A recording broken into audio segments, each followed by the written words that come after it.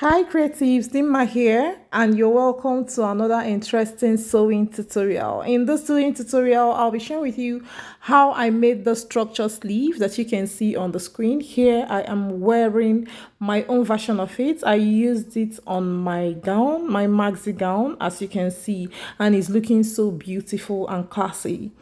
In this tutorial, I'll be sharing with you how to make this lovely structured sleeve. It's a gong sleeve, and you definitely love to know how I cut it and also how I structured it to achieve this kind of thickness, fullness, and everything about the sleeve. If it sounds like what you've been interested in knowing how I did it, then you have to stick around till the end.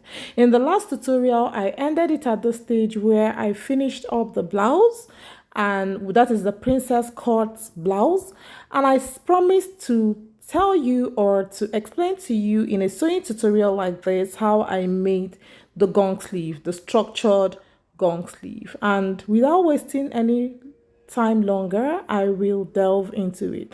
So here is a velvet fabric that I'll be using for this very tutorial, and this velvet fabric is a part of the main fabric. Part of the main fabric, in fact, it's actually velvet but with sequin on it. So I decided to use the burnt orange part, which is velvet. I decided to get a burnt orange velvet fabric to use for this very sleeve, to bring it out just the way I want it. So right here is the velvet fabric, and I folded it once, just as you can see, and I will be folding it again because I'll be cutting two sleeves at once. I'll be making 4 pieces of the sleeve pattern. Watch closely to see what I'm going to do, okay? So here is just me folding the fabric and then trimming off the start of this fabric because it's trying to roll over. It's not really the main tape mouth of the velvet fabric, because I just had to make do with the type that I could get the burnt orange color from. Here I'm just measuring the length of the gong sleeve that I want to make, okay? The length of the gong structure sleeve. And this is what I want. I measured 8 inches.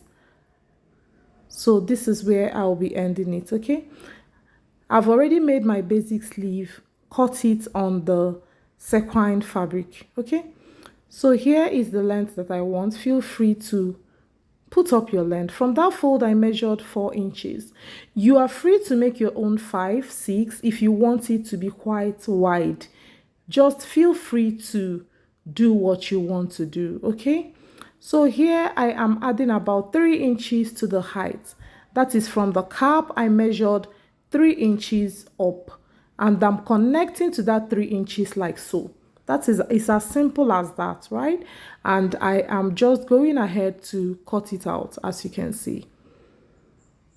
Now this is what I did. I had to cut it out, and that is it. If you want your own to be more puffy, like the height of the cap to be more, instead of 3 inches, you can use 4 or 4.5, okay?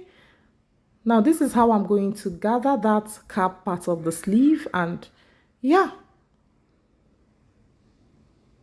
So here I'm reducing the length. I finally decided to make it 8 inches, okay? About 7.5 to 8 inches. Here I am cutting another one, okay? I've already cut two pieces of the sleeve. I'm going ahead to cut another 2. Now 2 pieces will act as the fabric, while the other 2 will be the lining, okay? So that is what I am doing here, and I'm just notching the cap and the hem. Here I'm completing the cutting. As I said, if you want your cap to be puffier, to stand more, like to have a height, instead of the 3 inches I used on the cap, I added on the cap, you can make yours 4 or 4.5. Now this is what I'll be using to structure the sleeve. I will use this cloth gum on one and then use haste on the other parts of the sleeve, okay? I will use cloth gum on one, but the cloth gum is not like it's light, it has a level of thickness. Okay, now I have applied it already, and I applied hairstay on this one. The one with the hairstay will serve as the fabric, while the one with the cloth gum will serve as the lining. Now I'm going to stitch the hem just as I'm pointing, and I'll go ahead and top stitch as well. Now here I have stitched and I top stitched. I actually top stitched towards the lining part. That is the part that has the cloth gum, which is the thicker interfacing. Okay, so that is all I did. I'm just here trimming out every excess of the interfacing, and that is all. Now see how I finished it up, and I'll be forming a puff gather here. If you want your own to be higher than this, go ahead and add more than 3 inches to the cap, just as I said earlier. Now this is the basic sleeve that I have already joined. Okay, I'll be linking up in the description box how you will make your basic sleeve. Okay, so here I have the sleeve, and I have top stitched towards the lining part. That is the part with the thicker interfacing, and I'll be stitching it like this, lining to lining and fabric to fabric. I'll stitch everything inside and turn it like so. Now this is how you will turn yours, and everything will look seamless and beautiful from inside out. Okay, now this is how I will arrange it properly, and then pin it up and stitch it close. Okay, now after stitching it, every excess that comes out from that cap, I will be trimming it out, and that is it. Now this is what I have for the sleeve, and I will go ahead and put the basic sleeve like so, and I will just go ahead and gather it like so. Okay, but then I am going to apply the gong sleeve first on the blouse before I will now attach the basic sleeve to it. Okay, the first thing I'm going to do is to stitch the gong sleeve to the blouse, then I will stitch the basic sleeve. That is the style or the way I stitched it. Now this is what I'm going to do. I'm going to stitch the gong sleeve to the blouse. That is the basic sleeve. Then I will apply the basic sleeve afterwards. I hope you understand what I mean. So right now I have stitched the structured gong sleeve to the blouse, and this is what it looks like. It's looking so beautiful and gorgeous. You can actually wear it like this if you prefer, but the basic sleeve version is also very beautiful, which is the style I also used on the gown you saw me wearing at the beginning of this video. And then you have to stitch the basic sleeve to this blouse as well. Okay, so I'm just using my glasses to, wear or while stitching this, because sometimes this sequin or beads can actually act funny while stitching, because this is quite thick.